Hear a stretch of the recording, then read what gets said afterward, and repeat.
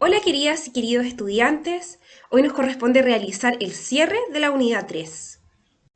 El primer movimiento social que hizo frente a la dictadura fueron las diferentes agrupaciones, organismos e instituciones que se fundaron en Chile desde 1974 en adelante, todas ellas en torno a una misma problemática que era el atropello sistemático a los derechos humanos en Chile. Para 1980 existían diversas instituciones fundadas por las iglesias. Todas estas instituciones estaban fundadas por familiares de víctimas de represión. Entre ellas destacaba la Vicaría de la Solidaridad, creada en 1976 por el Arzobispado de Santiago y estaba orientada a la defensa jurídica, asistencia y entrega de información de los familiares de víctimas de violaciones a los derechos humanos. Por mucho tiempo fue la única institución en Chile que ofreció una resistencia jurídica a la política represiva de la dictadura. Todo esto en un contexto en que los tribunales de justicia archivaban todas las causas de derechos humanos, pero sin investigarlas. A su vez, los familiares de las víctimas de represión crearon también diversas organizaciones. Las primeras de ellas fueron la Agrupación de Familiares de Detenidos y Desaparecidos en 1974 y la Agrupación de Familiares de Presos Políticos en 1976. Esta última se ganó un rápido reconocimiento internacional y entre 1977 y 1980 realizaron varias huelgas de hambre como forma de presionar a la dictadura para que esclarecieran la situación de sus familiares. Entre 1983 y 1986 se produjo un importante aumento de las protestas sociales de carácter nacional. Todo este escenario de lucha se da en el marco de un modelo neoliberal que había colapsado, sumergiendo al país en una grave recesión que se tradujo en un gran aumento de la cesantía y el empobrecimiento de la sociedad. La movilización social, entonces, fue clave para recuperar los espacios de expresión popular y generar instancias de diálogo. Ante la presión civil, la dictadura se vio obligada a flexibilizar su postura, expresada en la autorización del retorno de líderes políticos desde el exilio, la disminución de la censura sobre la prensa y de las restricciones para la organización de los gremios. En ese sentido, vamos a destacar a tres grupos opositores que levantaron esta lucha contra la dictadura. Primero tenemos a la Alianza Democrática, que fue creada en 1983 con la participación de representantes de la ADC, del Partido Radical, del Partido Socialdemócrata, una parte del Partido Socialista y otros sectores que estaban reclamando la ilegitimidad de la Constitución de 1980 y por tanto proponían la realización de elecciones libres, una asamblea constituyente y la renuncia de Augusto Pinochet.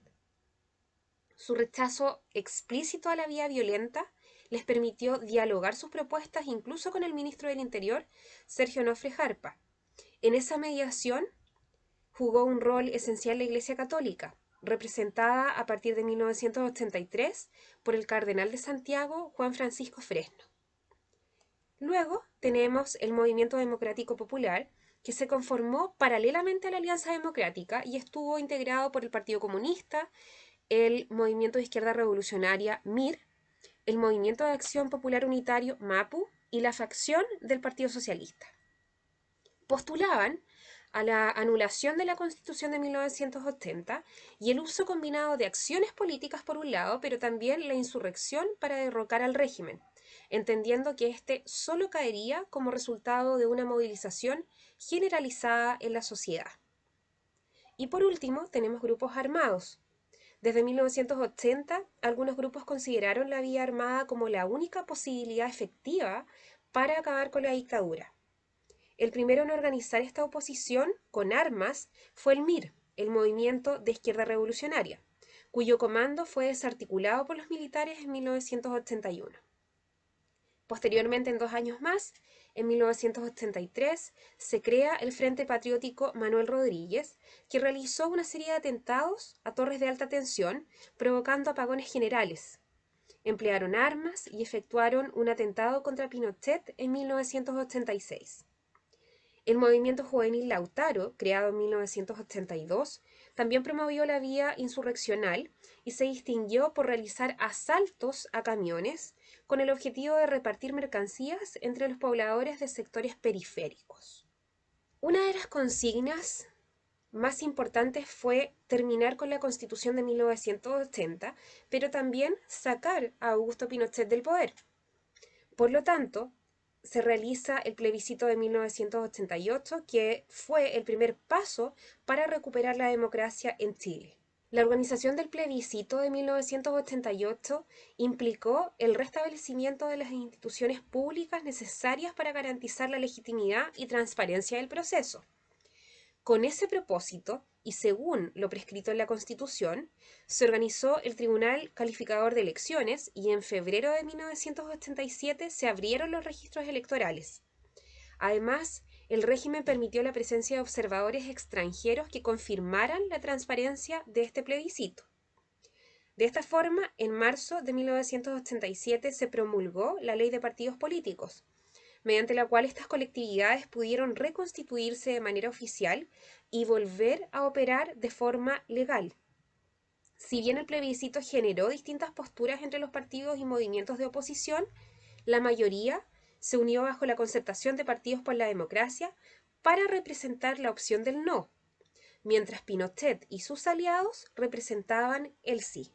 Para difundir sus propuestas, cada opción contó con un espacio televisivo gratuito en cadena nacional.